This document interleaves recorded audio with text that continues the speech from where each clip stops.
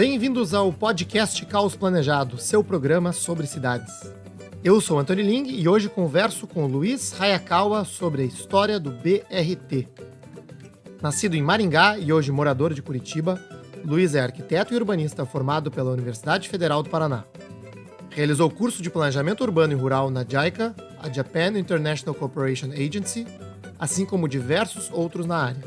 Junto a Jaime Lerner Planejamento Urbano, participou da estruturação urbana de Aracaju, Campo Grande, Cascavel, Recife e inúmeros outros municípios.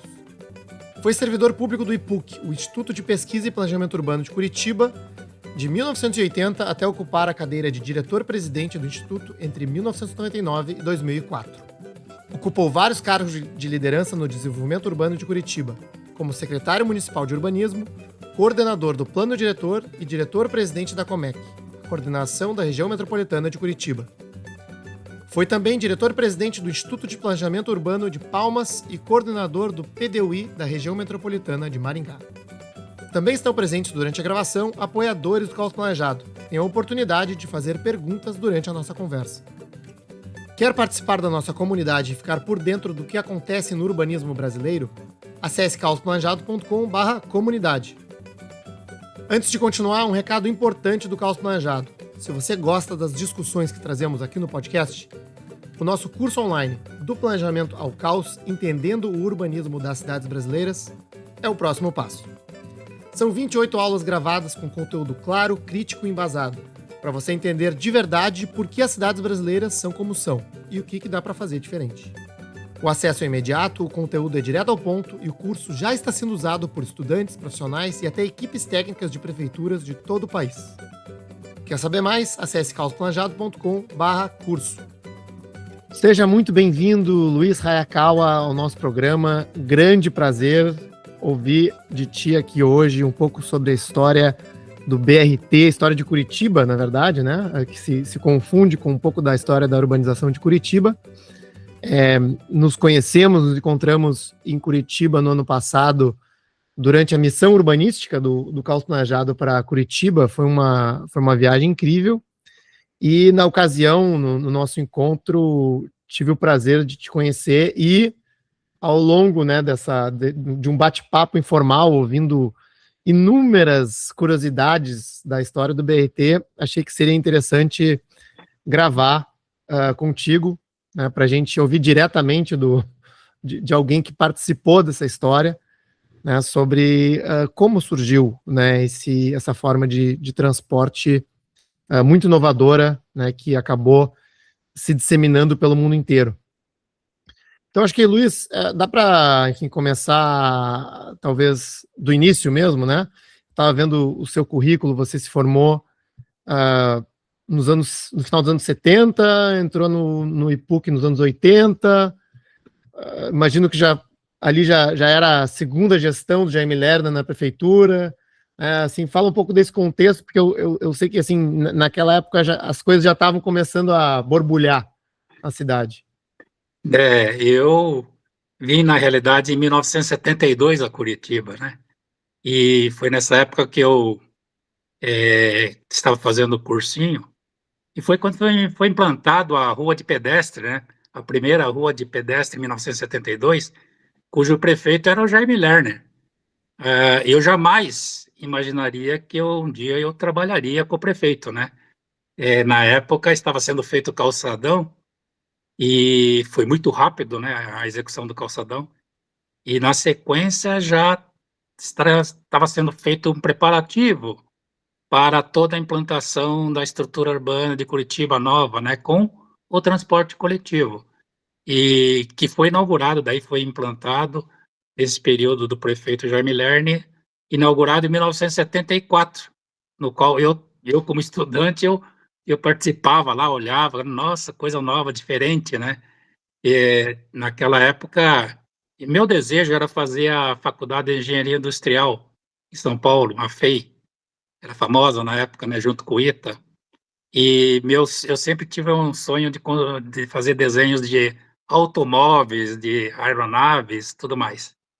E vi aquele ônibus, um ônibus diferente, que era o primeiro ônibus da linha da Canaleta, esse primeiro conceito de BRT que foi implantado em 1974. E Agora, Luiz, se todo tu mundo puder, imagina. pois É, é, se tu puder descrever para a gente o que que era essa canaleta em 74, né? Porque a gente fala hoje BRT com uma estrutura, digamos assim, muito robusta, né? Mas se isso. puder descrever o que que era, o que foi implantado na época e talvez assim, qual que era, se já tinha uma visão futura de objetivo ou, né, como é que foi esse início? Eu acho que o Jaime, quando prefeito, ele quis implantar uma estruturação de transporte que fosse o mais próximo operacionalmente com relação ao metrô. Objetivamente, era uma operação, copiar uma operação de metrô. Ou seja, os passageiros teriam que embarcar de uma maneira fácil, no ônibus tal, e as estações teriam uma comunicação visual bem explícita, a população teria que identificar rápido, e também o seu acesso muito fácil, né? Mas para operacionar, para ter uma operação do ônibus como o metrô, teria que ter o mínimo de cruzamentos possíveis, porque o metrô não tem cruzamento, né? Você tem terminal, não tem cruzamento. Então, uma das ideias foi implantar um sistema de transporte que tivesse o mínimo de cruzamento. Para evitar os cruzamentos, teria que impor uma barreira física. E a barreira foi colocar algumas canaletas, algumas calçadas, que o próprio transporte seria contido sobre canaletas. Então, na época, até o transporte virou um sistema de canaletas, né? O pessoal não sabia definir como é que seria o sistema, então era um ônibus confinado na Até hoje canaleta. chamam de canaleta em Curitiba, né? Isso, porque Ah, tinha sido feito duas calçadas em que o ônibus percorria na canaleta e com o mínimo de cruzamento possível. E tendo de mais ou menos em torno de 3 quilômetros terminais, e entre elas várias estações intermediárias, né? Agora, uma coisa que é o conceito do BRT foi inovador, aliás, no mundo inteiro, até hoje continua sendo inovadora, foi integrar a questão do transporte com o uso do solo. Ou seja, onde passa o ônibus, o comércio, o serviço e a habitação teria que estar integrado. Então, ao longo dela, foi incentivado, que aí você viu Curitiba, né? Ao longo do transporte ali, ao longo da canaleta. Você tem uma série de comércios no embasamento e você tem aí as torres, que são residenciais ou torres de escritório. Então, você imagine naquela época, na década de 70, você meio que convencer o empreendedor imobiliário a construir um edifício de habitação e embaixo fazer comércio, né? Um comércio, mas eu vou construir um comércio lá no bairro, não tem demanda. Mas a demanda vai ser criada. Então, esse conceito de você planejar o futuro é algo inovador, porque você não estendia o transporte numa área que iria crescer. Pelo contrário, a urbanização no Brasil inteiro, né? Era o contrário. Você loteava primeiro, implantava seu loteamento e depois você levava o transporte. E nesse caso era uma indução, até o Jaime sempre falava. O transporte coletivo ele é indutor do desenvolvimento. Isso. Então, junto com ela estaria o comércio, o serviço e a própria habitação, né? e Luiz, acho que é interessante contextualizar também.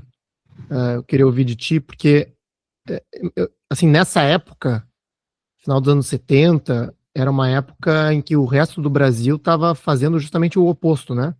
Acho que foi uma das Isso. épocas que mais se construiu viaduto e grandes É, obras rodoviárias, né? Em Porto Alegre, São Paulo, Rio de Janeiro, enfim, inúmeras, né? E Curitiba, assim, era me parece assim, que era uma exceção oposta, né, a esse conceito. E assim, eu queria entender como é que era a percepção, digamos assim, da população em relação a essa estratégia na época. Pois você tocou num ponto interessantíssimo na questão do transporte de Curitiba. Na época, a gente veio pós-Copa do Mundo. O Brasil tinha sagrado 70, tricampeão no Mundial. Então, o que aconteceu no país? Muitas cidades e muitos estados queriam fazer estádios de futebol, né? Havia financiamento para construir estádio municipal, estádio estadual. Por isso que surgiu o Mineirão, Castelão, um monte de estádios que eram públicos, né? Que financiamento. E o Jaime, ele fez a seguinte conta. Ele sempre falava isso nas nossas discussões.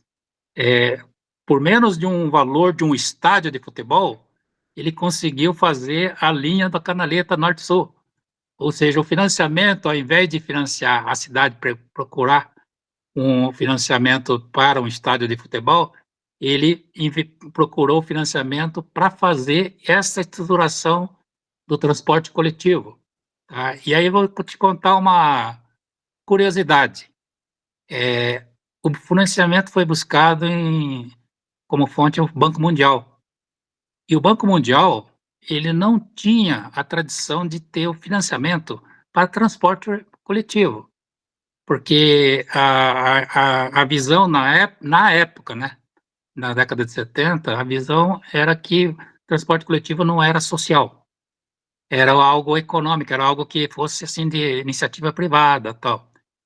E o Jaime, né, a equipe, né, do Jaime na época, demonstrou ao Banco Mundial que o transporte coletivo, ela tinha tudo a ver com o social também, porque ela atendia a população mais pobre. Então, teve uma busca de financiamento e também de convencimento para complementar toda a estrutura do transporte, convencendo esses órgãos de financiamento para que o transporte é social. Aliás, só foi reconhecido que é social na década de 90, né, que a lei considerou o transporte público E como agora social. mudou completamente, né? Agora Agora mudou completamente, os operadores de transporte que ganharam dinheiro durante 60 anos agora falam. Não, agora É, não. não, Agora tudo pelo social, e o transporte sim. é evidente, o transporte é básico para a população mais pobre, mais carente, é o que precisa efetivamente desse transporte, né? Mas se você imaginar isso na década de 70, em que não Interessante. havia essa visão, é muito difícil. Então, você veja o quanto foi avançado naquela época a visão de que o transporte tinha um cunho social forte dentro da economia do município, né, ou do país. Sim. Inclusive, quando você pega o conceito de que o transporte estrutura o comércio e serviço, era uma associação com a geração de trabalho e renda. Ou seja, ao longo do transporte, você atende essa população com trabalho e renda. Então, você tem uma estruturação mais, digamos assim, mais justa, né, para a distribuição junto à população mais carente. Então, aquela população que mora mais longe da periferia, ela tem acesso ao comércio e serviço ao longo do transporte de uma maneira mais fácil, né? E isso até hoje, muitas cidades ainda não entenderam esse conceito. Você vê que muitas cidades ainda não têm ou não fazem um planejamento voltado para esse tipo de conceito, né? Então, naquela época, se começou a fazer as canaletas, mas assim, já tinha estações elevadas, porque assim, não existia o tubo ainda, né? Não, não, não, isso Ah, surgiu bem depois. que tipo de É, infraestrutura foi é, colocado assim, nas primeiras, na, nas, na, nas foram na inauguração, digamos assim? Isso, foram feitos tudo aquilo que, teoricamente, atenderia. O metrô tem, né? O metrô tem lá, por exemplo, a sinalização, o trem, a composição está chegando, tal, tal. Então, naquela época havia essa preocupação, então, de denominar todas as estações, a estação tal, ponto tal, nome, né? Tem nome. Os metrô têm nome. Então, você, ao longo da canaleta, você tinha os nomes das estações, bem definida, aí você tinha uma linha, um mapa, no próprio ônibus, um mapa nos pontos, em que a pessoa chegava e via o mapa e falava assim, nossa, eu tenho aqui, eu posso ir até tal bairro, e pegando essa linha. Então, o mapa estava lá no próprio ponto de ônibus, no próprio terminal. Isso não existia, né? Essa comunicação visual. Nossa, foi Ainda não implantado. existe em muitos lugares, né? Ainda não existe em muitos lugares. Mas essa parte aí. E agora está mais fácil, né? Hoje, com esse GPS, tudo com o WhatsApp, você Sim. consegue, Sim. com o Google Maps, você consegue identificar tudo isso. Mas é lógico que tem que implantar primeiro a infraestrutura. E isso foi colocado naquela época, foi um exemplo, inclusive, foi um dos primeiros projetos de transporte do Banco Mundial. Tá? Quando eu estive lá no Banco Mundial, na década de 90, até fui recebido por um técnico lá, um oficial do banco, e ele até me comentou, falou assim, nossa, Curitiba foi o primeiro exemplo de financiamento do Banco Mundial para a área de transporte urbano, né? Então foi assim algo que impactou, não impactou somente aqui, né, na cidade em si, isso repercutiu para o Banco Mundial, para o Banco Interamericano, por isso que foi difundido para muitos países, né, como exemplo de solução para várias cidades emergentes, né? Não quer, na época a gente previu que a evolução do transporte ocorreria e tem que entender que não existia articulado nem biarticulado naquela época, né? Então há uma demanda que você estava prevendo que iria crescer e que ao longo do tempo o transporte, o veículo teria que evoluir. Então, você vai apostando que vai evoluindo o transporte e essa demanda, a indústria, né, teria que se adaptar a essa demanda nova, de uma tecnologia nova, né, porque o metrô já Uhum. existia há muito tempo, né. E já tinha, por exemplo, o pagamento da passagem antes ou ainda se pagava dentro do ônibus? Como é que era a questão de cobrança e acesso? Tinha as duas coisas, né? A gente, quando colocou no início, havia até em cada estação uma pequena banquinha, lá se vendia também, o cobrador vendia passagem também, mas no começo era no ônibus, porque a cidade inteira ainda era no veículo, né? E depois foi evoluindo de colocar a cobrança antecipada junto às estações para favorecer a operação, adiantar a operação, para que as pessoas não ficasse mexendo com o troco dentro do ônibus, né? O cobrador lá dentro do ônibus. Então, você, além de eliminar o cobrador dentro do ônibus, você otimiza a operação do passageiro com o ônibus, ele entra, aí é exatamente como o metrô.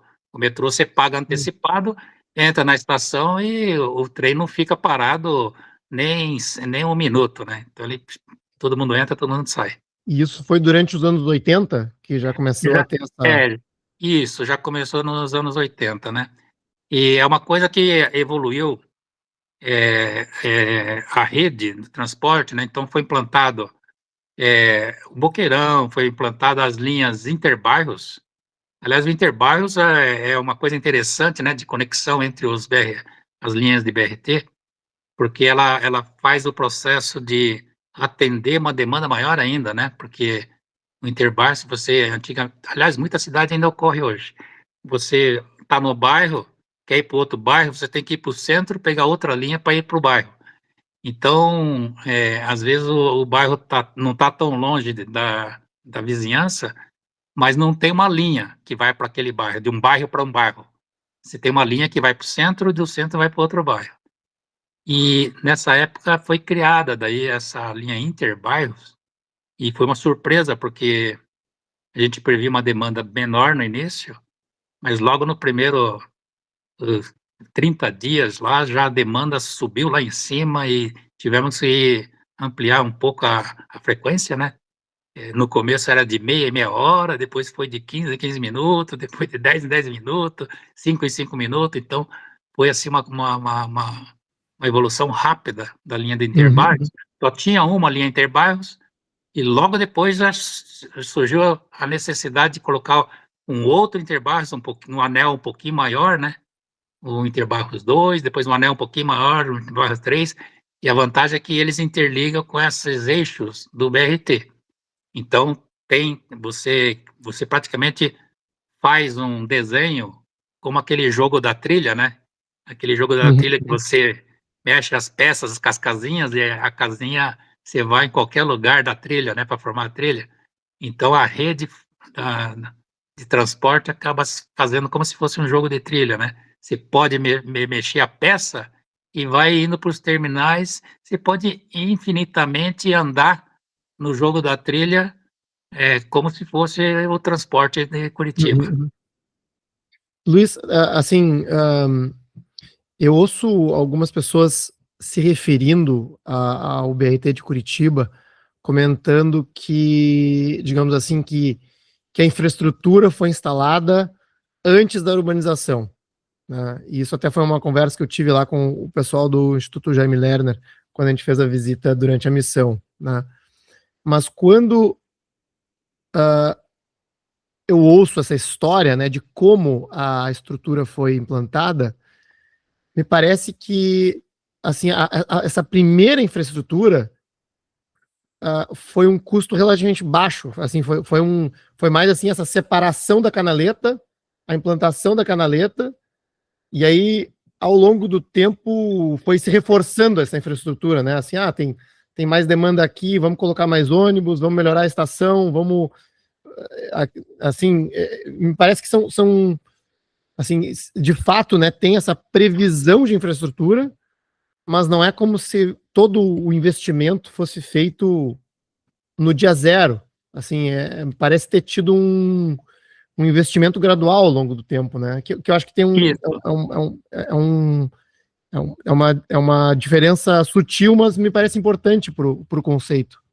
isso. Na realidade, a primeira linha, que é a principal, né, que acabou é, gerando todo o sistema, foi a linha Norte-Sul, né, que exigia uma demanda maior.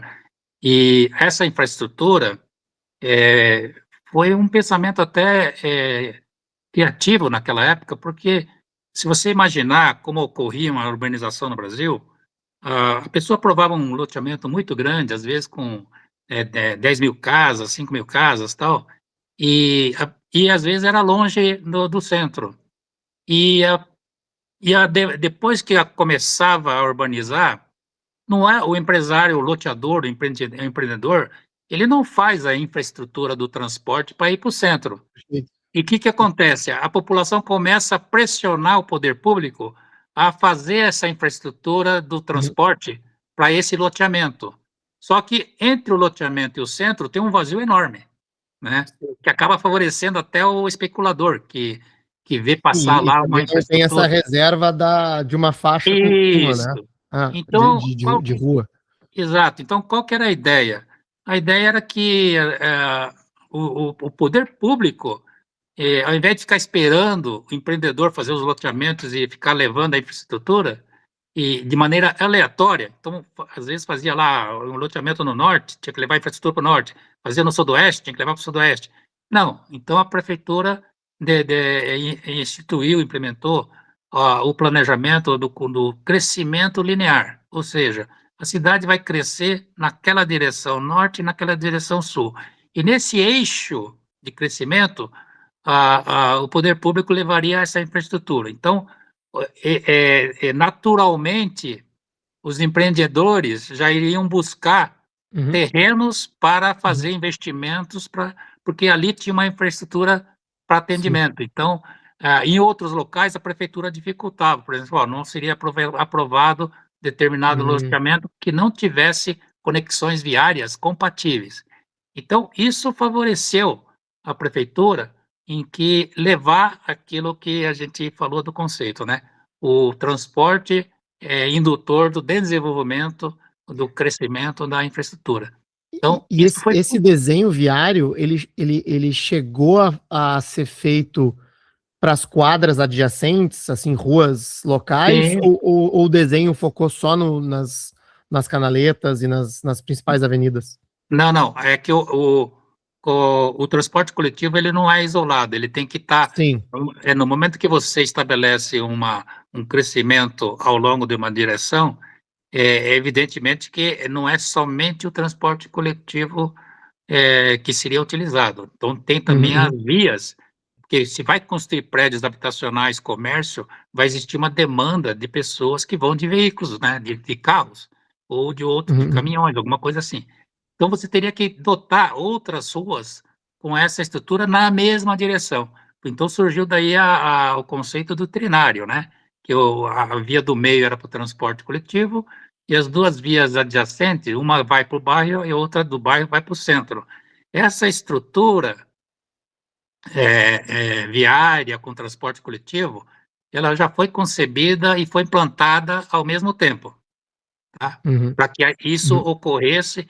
E aí tem uma vantagem, né? Você concentra, por exemplo, a galeria de águas pluviais, a esgoto, todo aquele serviço público, concentra nessas vias que você sabendo que vai crescer, vai ter empreendimentos habitacionais e de serviço, você vai ter essa infraestrutura básica, né? De Uhum. apoio, subterrâneo, que ninguém enxerga, mas é necessário, né? Sim, sim, sim. Não, muito interessante, porque a gente fala aqui no Caos Planejado dessa questão do que a gente chama assim do planejamento urbano clássico, né, de desenho viário, de expansão viária, que assim até o início do século XX era o que se fazia em planejamento urbano, né? É isso, E hoje em dia é o loteador que faz, né? É, exatamente. então, Na verdade, o loteador é que dita as regras, né? exato, exato. Não Então, deveria ser isso. parece uma vantagem muito grande, né, para Curitiba, a própria prefeitura ter feito isso ainda nos anos 70, né, no momento Isso. de crescimento populacional. Aliás, foi uma época muito importante para a própria história do planejamento urbano no país, né? Porque em função dessas medidas é que o planejamento urbano foi sendo conhecido como importante para o planejamento de uma cidade, né? E se você buscar também, não foi feito somente na área de transporte. Você veja que o Jaime começou a implantar também os parques da cidade, aquele conceito de cidade esponja, né?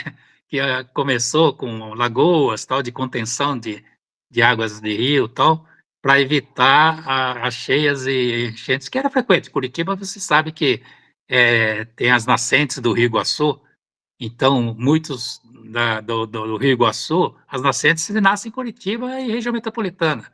Então, ela é cortada por vários rios, né? Tem o Rio Belém, Rio Ivo, Rio Barigui, Rio Juvevê. Então, é algo assim que o pessoal fala, poxa, mas Curitiba deu enchente, mas sempre deu enchente, né? Historicamente, ela era uma área de banhado, uma área de bastante rios, que formam a bacia do Alto Iguaçu, que vai parar lá em Foz do Iguaçu. Aliás, eu costumava dizer para os estrangeiros que queriam conhecer Foz do Iguaçu, fala assim, vocês vão lá conhecer Foz do Iguaçu, mas vocês têm que dar uma paradinha aqui para conhecer as nascentes do Rio Iguaçu. Então, aqui tem as nascentes do Rio Iguaçu que vai desaguar lá em Foz do Iguaçu. Então, é o mesmo rio, né? Você conhece a nascente e conhece a foz.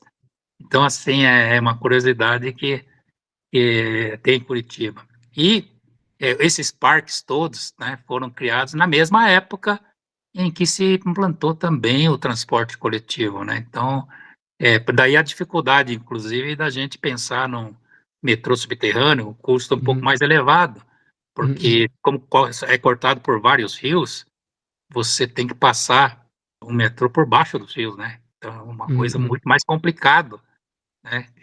Não é só um rio, são vários rios, Sim, então sim. é E mais complicado. Luiz, assim,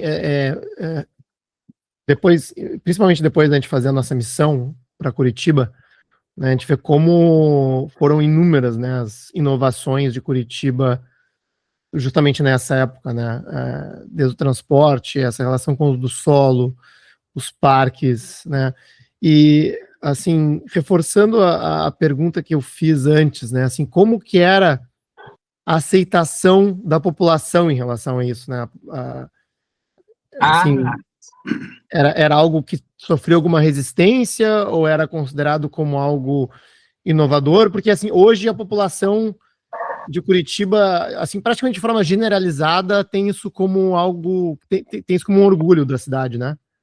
isso. No E a início, dúvida é se isso sempre foi assim, né? no início foi estranho, né? Porque, assim, era uma coisa nova. era uma coisa nova, era uma coisa diferente. O próprio ônibus, o veículo era novo, né? Se você pegar o desenho, inclusive, o primeiro ônibus, hoje, é lógico, é uma antiguidade, mas naquela época foi o primeiro ônibus a ter porta no meio do ônibus, né? Hoje você vê, quase todos os ônibus têm, quase todos não, os urbanos todos têm portas no meio. Mas antigamente a porta era na frente e lá atrás, lá no fundo, e no meio não tinha nada.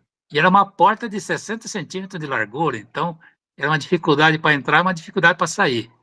E esse ônibus já não, já teve uma porta mais larga que podia entrar duas pessoas ao mesmo tempo e descer duas pessoas ao mesmo tempo. E a porta ficava no meio. Então, tinha que ensinar a população a pegar o ônibus, né? E esse E ônibus era fabricado no Paraná? Onde é que. não, esse ônibus foi desenhado na época pela FEI, até teve um protótipo da FEI e depois foi aprimorado lá pela IPUC, pelo pessoal do IPUC, aliás, o arquiteto Paulo Tomizola, que era um dos responsáveis também do design e acompanhou bastante esse processo. A carroceria ela foi executada na Marco Polo, lá em Caxias, né, Rio Grande do Sul, Ah, que legal. mas foi desenhada aqui, né? Então, até foi algo assim inusitado, porque eles fabricavam carroceria, mas nunca tinha feito uma carroceria daquele tipo, né? Os ônibus aqui no país eram, na verdade, sob chassis de caminhões, né? Eles adaptavam o mesmo chassi do caminhão era o chassi dos ônibus. E a gente fez um desenho na época de um chassi mais baixo, porque, lógico, para evitar ter o menos degrau possível, né? E com portas maiores. E aí a Marco Polo teve que fabricar essa carroceria nova, diferente. E Né? nessa época ainda não tinha plataforma elevada como é hoje? Não, Ainda ainda não não. tinha. Não, a plataforma elevada surgiu em 92, 93. Mas assim, é, é, o ônibus, ele teve um impacto positivo, né? Não foi bastante positivo, porque aumentava o conforto da população em subir no ônibus e descer no ônibus. Aliás, uma curiosidade, antigamente você subia no ônibus pela parte traseira e tinha o cobrador. O cobrador dava sinal para o motorista, ó, já entrou todo mundo, dava um sinalzinho, o motorista arrancava, tá? Isso daí, você veja como é que são detalhes. A gente verificou que os acidentes mais graves, quando ocorriam, é quando o motorista arrancava e o passageiro ainda não tinha totalmente embarcado. E quem dava o sinal era o cobrador. E o cobrador, às vezes, está de costa, dava o sinal e o motorista arrancava e o sujeito caía na Olha só. calçada de costas. Aí que está a diferença, né? Cai de costas. Então, a gente inverteu a subida do ônibus. Então, a pessoa subia pelo lado do motorista. Então, o motorista ficava olhando, via que o passageiro já tinha embarcado, tá? E depois ele descia lá pelo meio ou pelas pontas, né? Uhum, uhum. E pelo menos se, na descida lá, se ele estivesse descendo e o motorista estivesse arrancando, pelo menos na descida ele já descia em direção à calçada, né? Não caía de costa, ele caía de frente. Mas mas era algo mais confortável, digamos assim, e mais, digamos assim, ó, operacionalmente o motorista tinha maior controle dos passageiros de subir com segurança. Uhum, Então, são uhum. pequenos detalhes que foram mudando. E Sim. isso mudou também, inclusive, no país inteiro, né? Você vê, o próprio ônibus se tornou depois padrão, né? Até chamava ônibus padrão, que era com porta no meio também. Então, Interessante. agora você falando da questão da estação elevada, o Jaime depois criou a estação tubo, e a gente sempre tinha um sonho de fazer o passageiro no mesmo nível da linha do ônibus, da plataforma do ônibus, exatamente como o metrô funciona, tá? Então, o metrô funciona, a plataforma e o veículo no mesmo nível. E a intenção era fazer a mesma coisa. E estação tubo, ela foi criada, na verdade, idealizada para o Rio de Janeiro, né? Você sabe que o escritório do Jaime desenvolveu a estação tubo para o Rio de Janeiro, até fez um protótipo lá, mas nunca foi implantado no Rio, né? Porque aquela dificuldade de você, quando planeja, é a frustração do planejador, né? Ele planeja, planeja, planeja e não, e às vezes se você não tem o poder da execução, você, o prefeito não acredita ou não quer fazer, ou às vezes é a médio e longo prazo e ele se interessa mais a curto prazo, ele acaba não iniciando o processo.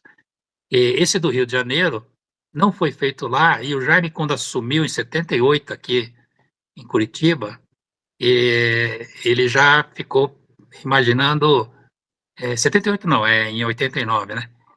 Depois que ele passou no Rio, na terceira gestão dele.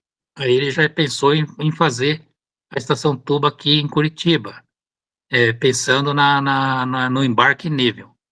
E a dificuldade maior, aí tem uma curiosidade, todo mundo queria fazer embarque nível, inclusive São Paulo, na época o prefeito era Erundina, e todo mundo fazendo testes, e nós também.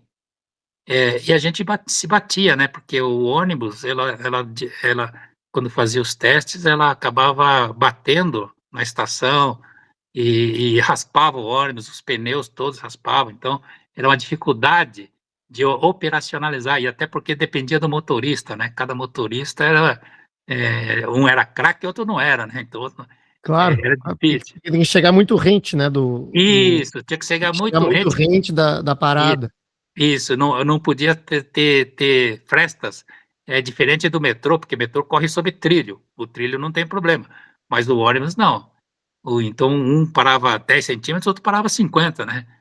E aí surgiu a ideia de que a solução da estação tubo não estava na estação tubo, estava no ônibus. Aí voltamos de novo, vamos desenhar de novo o ônibus, né? E nesse ônibus nós desenhamos daí a plataforma em rampa que descia e cobria daí o vão. Aí tanto faz o motorista parar 10 centímetros, 20 centímetros ou 40 centímetros, a própria plataforma servia como rampa.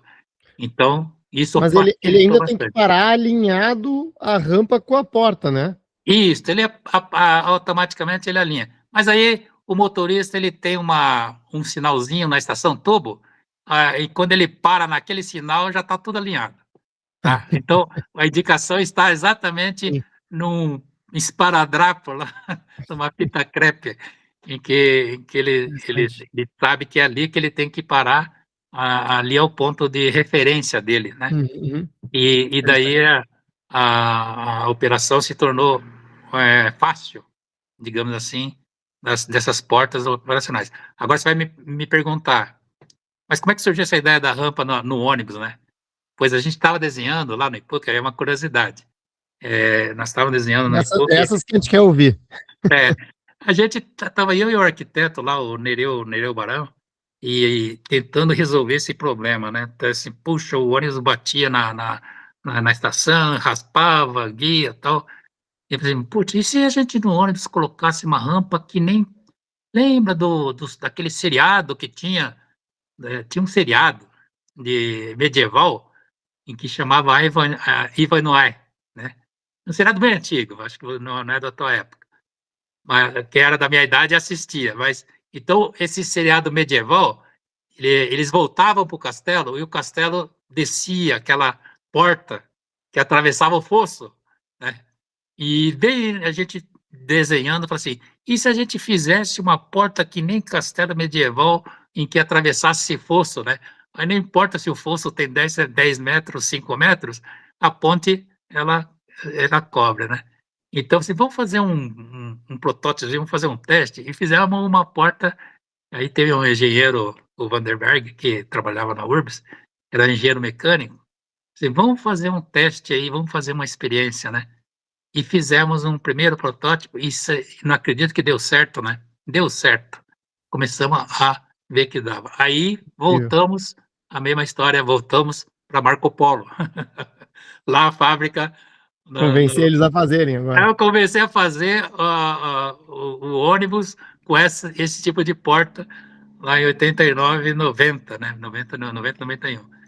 E, e engraçado que eu fui lá, o pessoal da Marco Polo falou assim: vocês de novo de Curitiba, né? Vocês de novo de Curitiba, vocês... O que vocês querem agora? Querem mudar de novo o ônibus, né? Pois é, a gente só quer mudar essa parte da porta dos ônibus aqui, fazer, fizemos primeiro 9 ônibus, né? Como teste na linha do ligeirinho. E daí deu certo, né? Implantamos aqui, começou a dar certo. Hoje evoluiu, você vê que está em todos os nossos biarticulados, a Uhum. porta, né, que foi evoluindo, se tornou hidromática, agora é tudo controlado e tal. Começou Então, de uma porta de castelo. pois é, aí que é o ponto que eu queria chegar, né? Então, vocês foram evoluindo gradualmente, né, esse sistema, essa infraestrutura, essa tecnologia. Em algum momento, ele deixou de ser só o ônibus na canaleta e virou um BRT, né, um BRT, Isso, Bus Rapid é, Transit. Em isso. que ano foi isso e como é que aconteceu isso? Você veja em 91 que surgiu o primeiro ligeirinho, depois saiu o biarticulado, que é uma evolução, e o sistema foi aumentando de capacidade. Lembra quando eu falei que no começo era um ônibus e não existia o articulado nem o biarticulado, tá? E já em 91, 92, já começou a ter o biarticulado, uma capacidade equivalente ao do bonde. O sonho todo na década de 70 era ter um bonde, né, que nem na Europa tinha, tá? E a capacidade do bonde era em torno de 200 passageiros a composição. E nós no ônibus era só no máximo 90 passageiros, 90, 100 passageiros.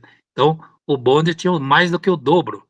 E então era o objetivo, ter um bonde elétrico, ter um VLT no caso, né? Só que o ônibus evoluiu.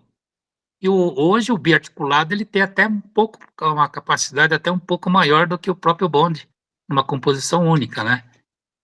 A vantagem do bonde é que ele pode ainda acoplar vários bondes, mas o ônibus, a tendência de evolução é também desistir o comboio, né? Que a tecnologia aponta para isso. Você conseguir ter comboios de veículos operados somente através do GPS. Então, no futuro, você poderá operar toda a linha do BRT com comboios e com tecnologia, né? É, Ônibus autônomos, digamos, né? ônibus autônomo e ainda Sim, na canaleta sem trilho, tá? sim, Sem sim. trilho. E aí você vai me perguntar, mas qual é a vantagem do trilho e sem trilho? Bom, a vantagem do sem trilho é muito maior que sobre o trilho. Por quê? Porque o trilho, é, ele é ferro sobre ferro. VLT é a roda de ferro sobre o trilho ferro. Então, ele não pode trafegar num percurso com uma inclinação muito alta. É que nem trem. Tem que ser plano, tá? Numa subida muito elevada, no dia de chuva, ele não sobe. Ele escorrega, né? O trilho, o ferro com ferro não tem tração, né? Não consegue ter aquele atrito para poder subir. O pneu sobre asfalto, não. Então, você pega rodovia, tem lá 7, 8%. Agora, trilho, no máximo 2% de declividade. Então, existe uma restrição, digamos assim, na operação num VLT sobre trilho. E outra coisa, o VLT, por exemplo, no trilho, se houver algum problema num veículo, ele atrapalha o comboio inteiro. Sim, não Então, tem como tirar ele dali, né? não tem como tirar ele de lá, né? Ah, Então ele não é flexível, ah.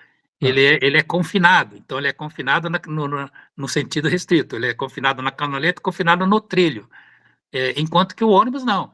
Se você tiver algum problema no ônibus, você retira ele da canaleta e continua operando normalmente, né? Não tem aquele problema do tráfego, né? Então, o horizonte do BRT é muito, muito maior do que o VLT, né? Em termos de vantagem. Até hoje eu fico estranhando como é que ainda há cidades querendo implantar o VLT, né? Eu falo assim, mas ele já vai nascer obsoleto, né? Já vai chegar e vai nascer obsoleto. Então, assim, você e é um detalhe assim, o que está faltando no BRT? É a tecnologia do veículo evoluir um pouco mais rápido, assim como os dos automóveis está evoluindo. Uhum, uhum. Hoje já tem automóvel elétrico, já todo o sistema, já tem o Tesla lá, que nem motorista, né, às vezes não precisa. Então você tem que evoluir no ônibus. O ônibus precisa captar e absorver essa tecnologia que já existe também nas aeronaves e também nos carros. Então, a tendência é essa. Eu acho que quando tiver toda essa tecnologia embarcada no ônibus, operacionalmente o ônibus até será mais favorável do que o próprio metrô, tá? Porque o metrô, confinado lá embaixo, você não consegue, falta de flexibilidade. Se você precisar aumentar o terminal, você não consegue, né? Porque no metrô, como é que você vai aumentar mais uma estação? Não tem como. Como Uhum. é que você vai fazer essa operação? Então, não tem como. No caso do BRT, a estação é em superfície e você consegue alterar, fazer outro fluxo, fazer conexões com interbairros diretamente. Então, a possibilidade de desenvolvimento, de se adaptar à cidade é muito maior, né? A gente está vendo agora ônibus elétricos, ônibus autônomos. Acho que a perspectiva é bem E, favorável mesmo a esse e cenário, né? é, Mas aí, no caso lá de Curitiba, né? Assim, o termo BRT surgiu ah, quando? Ah, é, essa daí que é uma curiosidade muito boa, que nós recebemos em 1999. Eu era o presidente do Instituto de Planejamento Urbano de Curitiba, e recebemos uma missão de Los Angeles.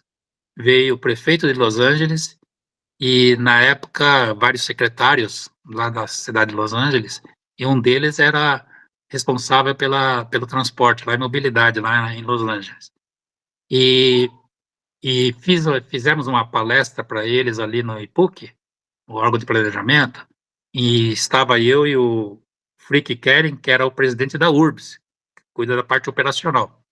E junto comigo tinha a arquiteta Maria do Rocio, que tinha morado em Los Angeles, então ela falava bem inglês, e até era a nossa intérprete lá com a missão de Los Angeles.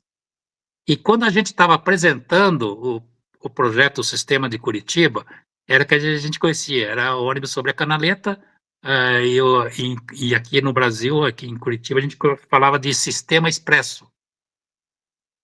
E ela que até falou assim, Luiz, esse Sistema Expresso, em inglês, Express para eles é por carga, né? Geralmente se refere a mais transporte de carga, né?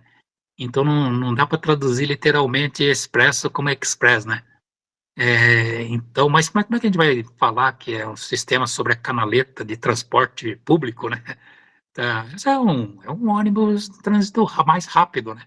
É um ônibus mais rápido de trânsito total, e virou um Bus Rapid Transit, tá? Nessa explicação para o prefeito de Los Angeles, lá no auditório do IPUC, ali em Curitiba, né? Aqui no órgão de então, planejamento. até 99 não existia esse termo Não BRT. existia esse termo. Esse termo surgiu nessa reunião em que Los Angeles estava discutindo lá a mobilidade em Los Angeles e estavam pesquisando o modal de Curitiba. Aí a gente, tanto que a Colômbia, Bogotá, por exemplo, eles fizeram lá o Transmilênio, também baseado em Curitiba.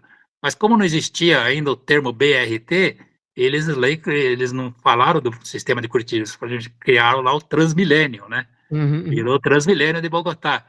E, Sim, se tivesse já o BRT, seria o BRT de Bogotá, né? Mas, sim. na época, eles não existia esse termo em inglês, e eles anotaram Bus Rapid Transit, BRT Curitiba, tá?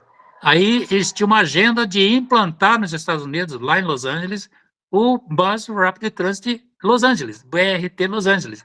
Se você pegar o site lá, tem lá BRT Los Angeles, né? O BRT Los Angeles, inclusive, lá no relatório do transporte federal, né, americano, eles falam BRT Los Angeles e falam inspirado em Curitiba, tá? Inclusive, eles Legal. reconhecem isso, né? Reconhecido que é inspirado em Curitiba. O BRT Los Angeles, e BRT virou um sistema, análise do BRT de Los Angeles. Então, os Uhum, uhum. Estados Unidos inteiro, lá pela Secretaria de Transportes, lá não é Ministério de Transporte, lá é Secretaria de Transportes, né?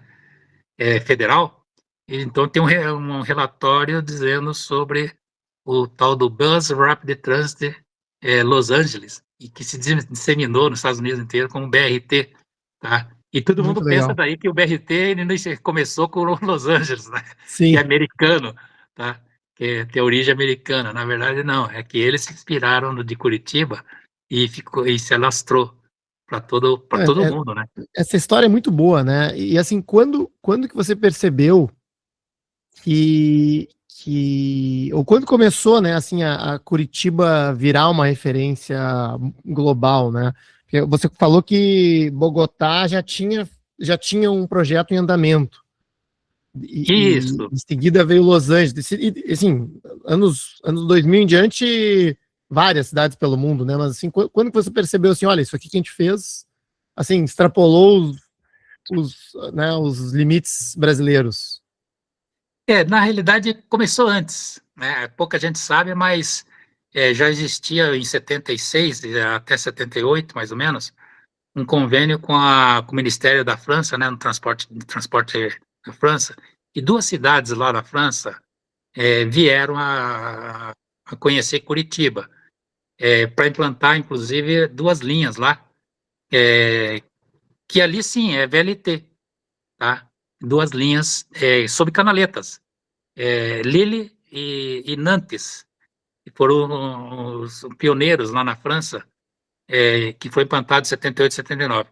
Por quê? Porque naquela época nós queríamos, como eu comentei, né, a evolução do sistema de Curitiba estava baseada em um dia operar com um VLT, porque não existia ônibus biarticulado nem biarticulado. Então nós desenvolvemos um projeto para ter o VLT, só que nós não tínhamos dinheiro. E os franceses vieram aqui para estudar o Curitiba e viu que nós estávamos desenvolvendo já para o VLT. O que aconteceu? Eles tinham dinheiro para implantar e eles pegaram o projeto, o plano, né, junto e tal, e lá, junto com a cidade de Nantes e Lille, implantaram as primeiras canaletas em VLT. Tá? Hoje você vai lá na França, tem várias cidades francesas com Em, VLT em, em em, B- canaleta. em VLT em canaleta? Isso. Você tem lá VLT em canaleta, Tá, porque 80, 80 e pouco, tanto que Lyon também tem, em Orleans também tem várias cidades francesas tem em canaleta VLT.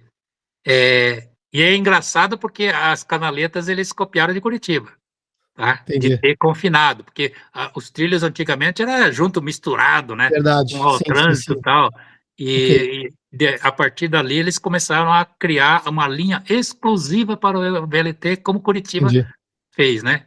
Então já existia uma certa assim admiração, digamos assim, do Uhum, uhum. conceito do transporte Curitiba e que já estava sendo disseminada. É lógico que com a evolução do ônibus, isso mudou um pouco de patamar, né?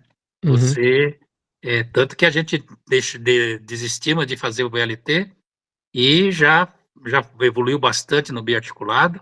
A demanda do biarticulado já é muito maior do que se a gente tivesse colocado o VLT. Então, e a tendência futura, se houver evolução do veículo, que é o que precisa da indústria, né? Uhum. A tendência é de você não precisar, digamos assim, por um bom tempo, ter uma linha de metrô, né? Que é Uhum. muito Uhum. caro. Curitiba. Metrô, por exemplo, não há cidade, só tem uma cidade no mundo que parece que bancou o metrô por conta do município, não que não teve apoio de Estado nem do governo federal, que é Nova Uhum. York. O resto todos teve apoio de governos estaduais e governos federais, né? E Luiz, daí surgiu o BRT, BRT Los Angeles, BRT para o mundo inteiro, né? é fascinante essa história.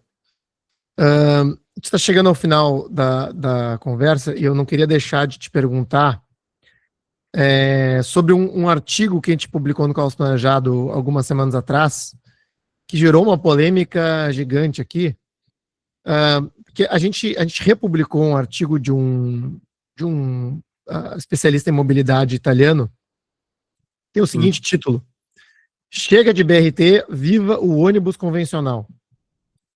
E o ponto desse artigo é o seguinte, que na visão dele, né, que ao longo dos anos, o conceito de BLT virou uma espécie de pacote fechado, né, assim, ou o BRT com toda a infraestrutura embarcada de estações e plataformas elevadas e veículos específicos, etc, etc, ou nada, né, e que muitas cidades acabaram, digamos assim, deixando de investir nos seus ônibus convencionais, né? Ou seja, como é que a gente aumenta a regularidade, como é que a gente coloca faixas exclusivas, ou melhora as paradas, ou melhora a velocidade dos ônibus, né, da rede como um todo, né? Para buscar um financiamento para fazer o BRT como hoje existe, né? Um manual de o que é o. Aí tem até umas discussões, né? O que é BRT, o que não é, né? Assim, e, e, e gerou uma discussão gigante nas nossas redes sociais, porque, enfim, aí veio gente dizendo assim, não, tem que ser BRT, não tem que ser BRT, e como assim, o BRT é muito bom, a gente não está dizendo que não é bom, mas eu queria ouvir um pouco a tua opinião sobre isso, né, porque, assim, a história mostra que isso foi, digamos assim, foi evoluindo ao longo do tempo, né, toda essa a percepção, a tecnologia, a implantação, o custo também, né? Porque hoje não se faz mais como o Curitiba fez, né? De assim, vamos reservar uma canaleta, vamos fazer um investimento gradual. Hoje você vai lá, não, tem um projeto de um BRT, eu pego um financiamento e construo de uma vez só, né? Então, assim, qual que é a tua opinião, assim, em relação ao que, digamos assim, ao que virou o BRT, né? E como as cidades têm endereçado isso, como elas têm lidado com isso? Olha, eu acho assim que Curitiba começou do zero, né? Com um investimento, como eu falei, menor do que um estádio de futebol, né? E você veja só, até hoje isso daí se aplica. Se você fica imaginando algumas cidades que sediaram a Copa, tá? Gastaram milhões em estádio de futebol. Tá? Esse bilhão que ele gastou lá, ele poderia ter feito o sistema de transporte inteiro. Tá? Porque não é 10 milhões, 20 milhões, é bilhão.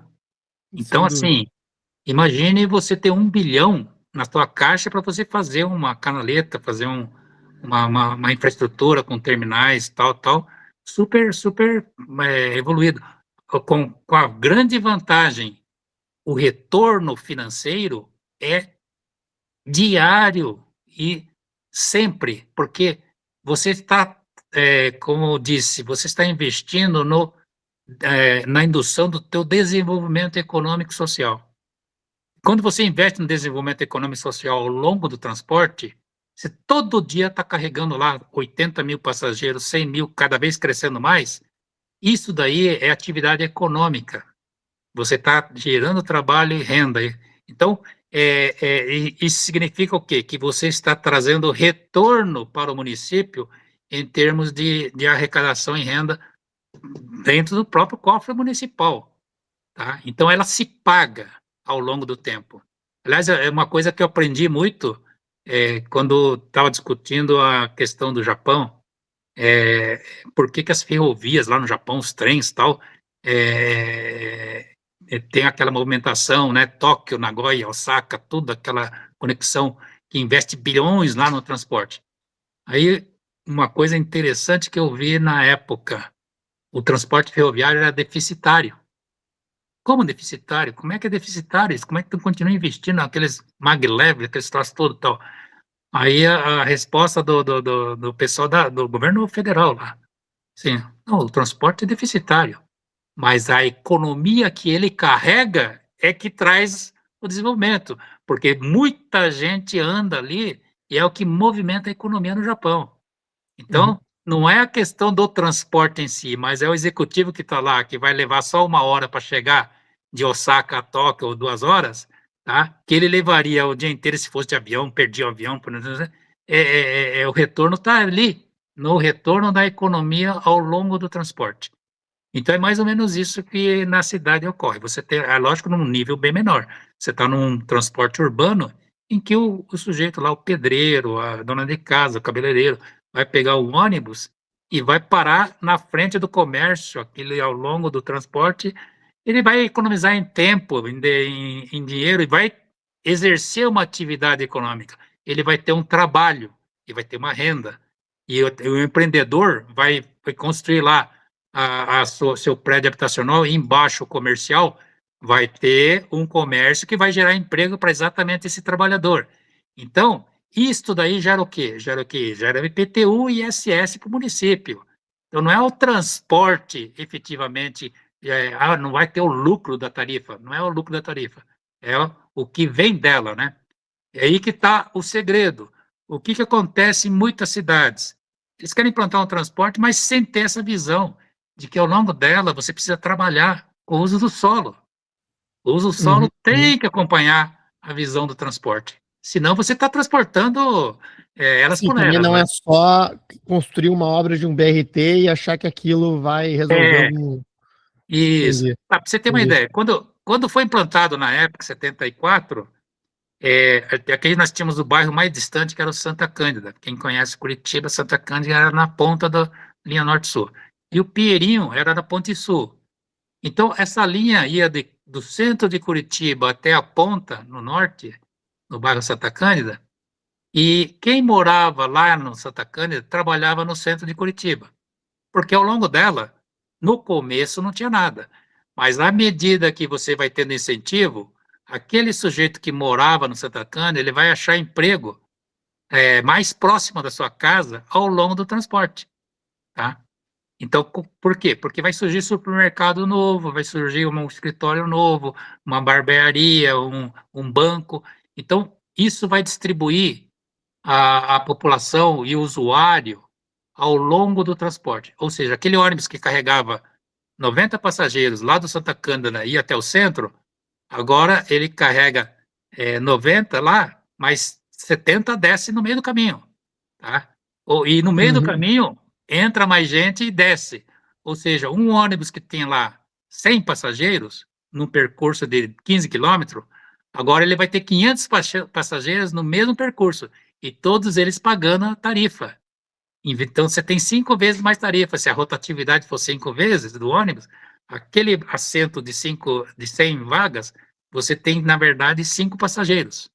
Ou seja, você não é uma coisa estática. Quando você planeja só o transporte, você fica com o atendimento estático. Ele sempre vai lá do terminal tal ao terminal tal. Mas quando você trabalha com. Esse é o mal, por exemplo, do metrô. Tá? Por que, que o metrô vai ter essa dificuldade? Porque o metrô, você desce no subterrâneo. Ao longo do percurso do metrô, você não tem nada. Você está trafegando embaixo da terra. Você não tem conexão com a cidade, né? E em cima no BRT, não. Você tem conexão com a cidade. Você está vendo que tem um supermercado novo, tem um comércio novo. Aí você se lembra: opa, eu preciso descer aqui, preciso comprar pão. Tem uma padaria ali. Aí você desce, compra pão e pega o ônibus de novo. Então, você tem uma conexão ao longo da linha. O metrô não tem. Então, o metrô vai ser sempre um passageiro ponto a ponto, enquanto que o BRT vai ter um passageiro ao longo dela. É uma discussão que a gente teve até com o pessoal de Washington, né?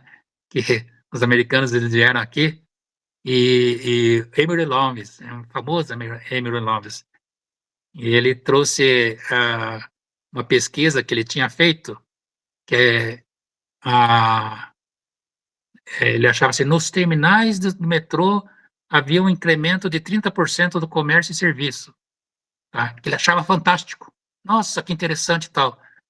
Daí, quando ele veio aqui a Curitiba, eu falei para ele assim: aqui a gente não tem no ponto a ponto comércio, serviço e tal, nós temos ao longo da linha inteira, tá? Ou seja, não é só no terminal que a gente tem 30% de incremento de demanda, a gente tem incremento de demanda 30% em toda a linha.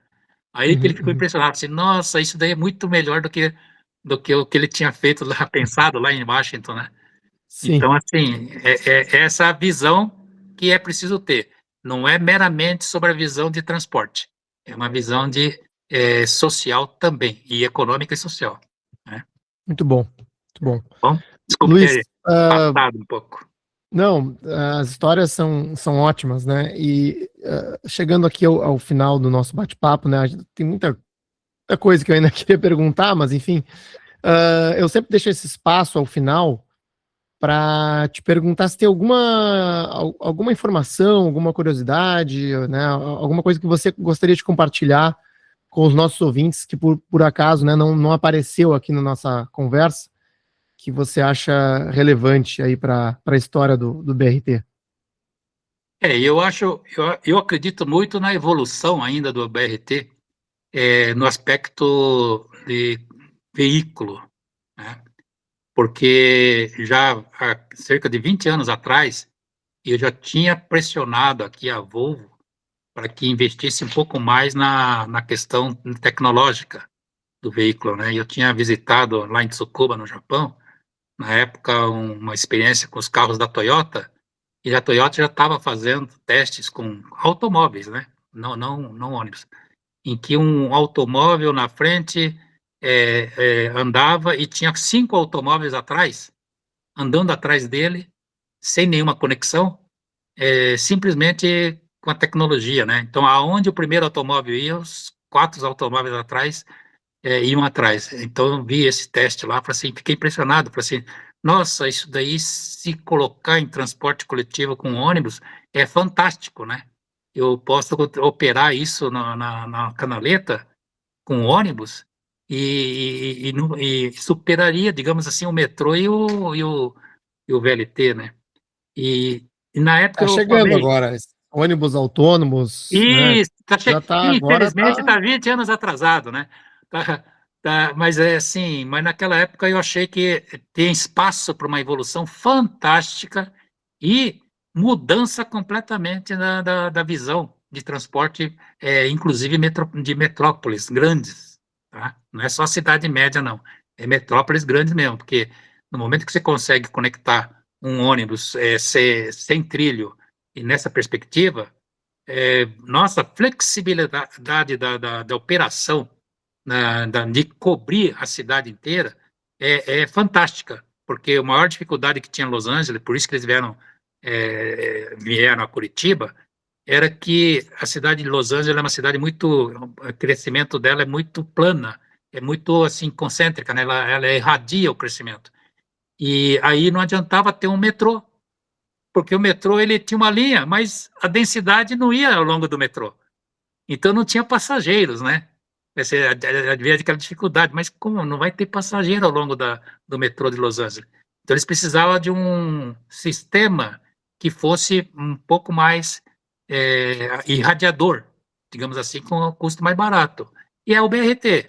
Então, o BRT só carece de ter essa evolução, é o passo, digamos assim, é o degrau que está faltando para chegar a nível lá em cima, né, top do transporte. E é isso que eu acredito bastante, né, que felizmente eu acho, a China está provocando isso, tá? Porque a China adotou o BRT já há 10 anos atrás, né, as cidades chinesas começaram a ter, e eles têm uma demanda grande, então eles estão investindo no veículo, coisa que nós deveríamos ter feito isso, tá? Porque o Brasil era um país basicamente baseado no ônibus. Então, o Brasil é que tinha que ter investido nessa tecnologia, o Brasil era para estar exportando toda essa tecnologia. Infelizmente, nós parece que empacamos aqui, né? E vamos ter que importar dos chineses daqui a pouco. Então, assim, Verdade. infelizmente, mas uma visão que vai impactar o mundo inteiro, porque o VLT não tem essa perspectiva, tá? Pelas razões que eu te falei. O VLT, por exemplo, sob trilho, ela está confinada e operacionalmente ela tem seus problemas, né? E o BRT não. Eu acho que o BRT tem possibilidade de expansão muito grande, muito maior, e a gente tem que acreditar nisso. Agora, tem que abandonar esses veículos que ainda baseado em chassis lá da década de 80, né? Então, como especialista falou, ainda é um ônibus convencional. Não pode. Tem que ter um design novo, tem que ter uma estrutura nova, tem que ter uma tecnologia nova. Então, tem que existir a evolução do veículo, tá? Porque a estrutura está aí. E a melhor estrutura que tem é a nível de pedestre, como o Jaime sempre falava, né? O homem é a medida de todas as coisas. Você, o comércio, o serviço, o transporte tem que estar à disposição do homem. Não é o homem se enterrar lá embaixo, né? Vai Uhum. lá, aliás, o Jaime tinha uma coisa interessante, né? Um argumento interessante. Ele dizia assim: se você estiver aqui neste ponto e for pegar um ônibus e for até o centro de Curitiba, você vai esperar aqui 5 minutos, você vai pegar o ônibus, vai ser um pouco mais lento, vai chegar lá em tantos minutos. Mas se você for pegar o metrô e tiver que descer 30 metros sob solo, pegar a escadaria, pegar lá e tá, vai dar uma volta do cacete, né? E, e chegar até chegar lá no metrô, no ônibus lá, você vai mais rápido de um ponto para o outro, mas aí depois você tem que chegar lá e subir. O tempo do passageiro no mesmo nível pedestre vai ser quase que o mesmo, tá? Você tá é que isso daí realmente em determinadas cidades é verdade. Por exemplo, a gente pegava alguns terminais lá em Paris, para você chegar na estação em Paris, você chegava lá e entrava nas escadarias ali, você andava naqueles corredores, nossa, o tanto que você andava nos corredores, parecia que se fosse a pé você chegava mais rápido, né? Então, assim, você anda muito dentro do terminal, né? E não percebe. E alguns terminais nem sequer, às vezes, você tem que ir de escada. Então, para deficiente Uhum. físico é uma tortura, tá? Sim, E sim. em Londres, por exemplo, tinha problema com o elevador. Deficiente lá, nossa, tinha estação lá na central que não dá, era impossível você pegar elevador para deficiente lá. Tanta gente que tinha. Todo mundo subia de escada. Isso é comum, né? Um risco, porque às vezes é só um elevador e É, gera uma incerteza para quem depende dele, né? Chega, exatamente. chega num lugar e o elevador não está Não funciona, né? funcionando, É. é um problema muito grande. Isso, é até problema de energia, né? Se for faltar energia elétrica, todo mundo tem que andar nas rampas e escadas ali.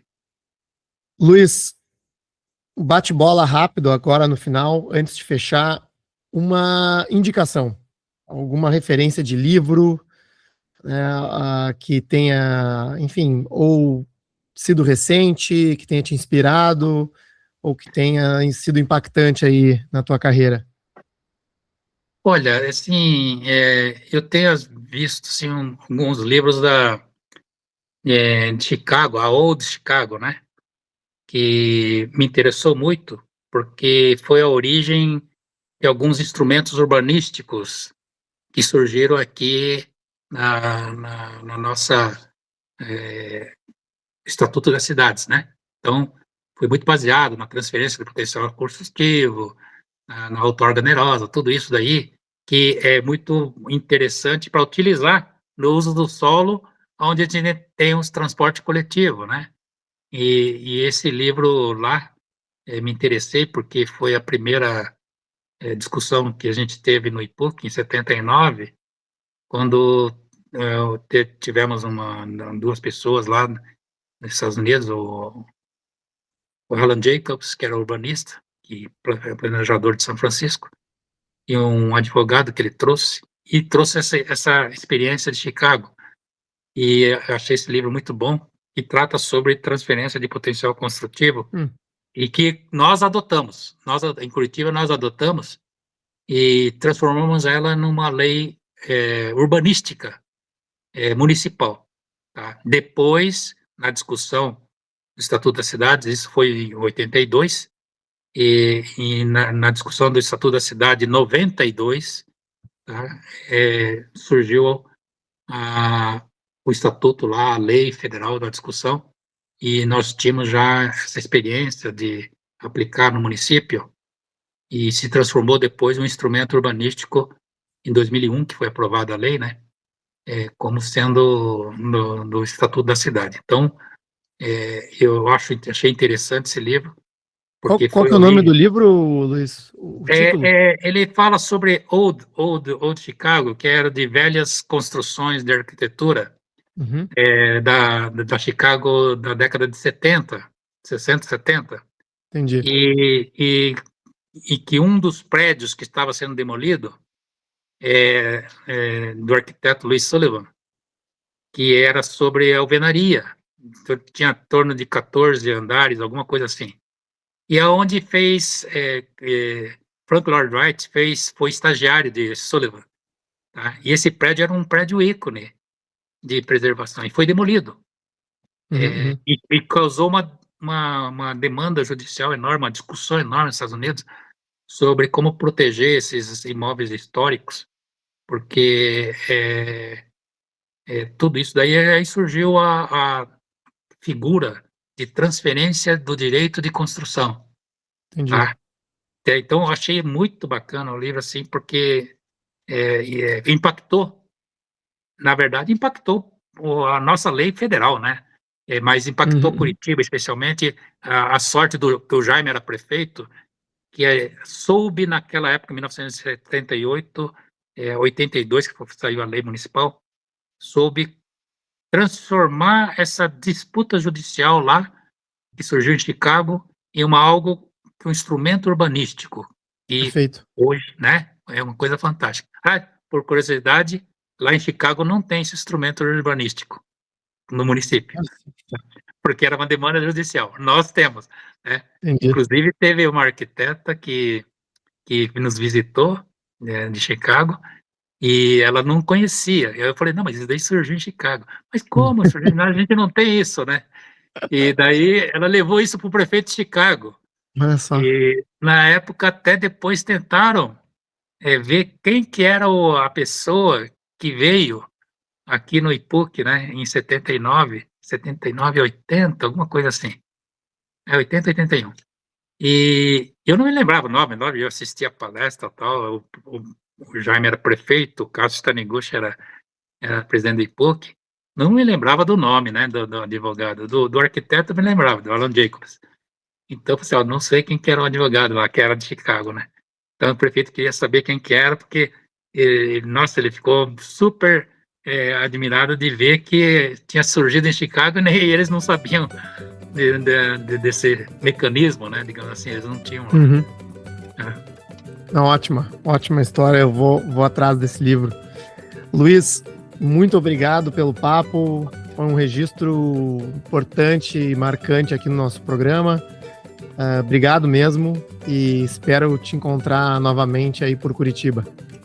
Tá. Eu que agradeço o convite aí, eu acho que eu dou muito sucesso aí para você, eu acho que é uma iniciativa muito boa, esse espaço para discutir as coisas que não aparecem na história, né? Não são muito comuns. Aí. Tá bom? É isso aí. Parabéns, hein? Parabéns. Muito obrigado. Valeu, Luiz. Bom trabalho. Um abraço. Um abraço. Nesse episódio, conversamos com Luiz Hayakawa. Esse podcast vai ao ar com a ajuda de 2 apoiadores institucionais. OSPA, um ecossistema de desenvolvimento urbano e imobiliário que simplifica o desenvolvimento das cidades. Acesse www.ospa.com.br. E também Aparecido e Carvalho Pinto Advogados, escritório especializado em direito urbanístico, viabilizando projetos que transformam cidades. Visite acp.adv.br.